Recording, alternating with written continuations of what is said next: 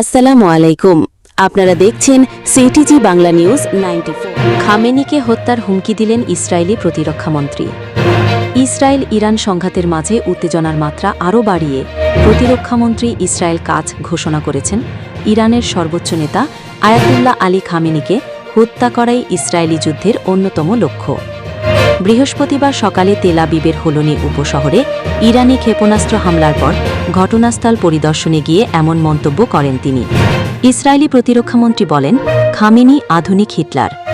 তিনি এমন একজন স্বৈরশাসক যিনি ইসরায়েল ধ্বংসের ঘোষণা দিয়ে তা বাস্তবায়নে সম্পূর্ণ রাষ্ট্রযন্ত্র কাজে লাগাচ্ছেন। একজন হিটলারকে যেমন থামাতে হয়েছিল তাকেও থামাতে হবে।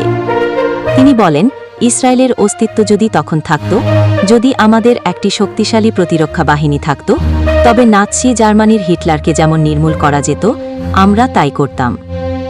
আজকের প্রেক্ষাপটে খামেনির ক্ষেত্রেও তেমনই পদক্ষেপ নেওয়া জরুরি।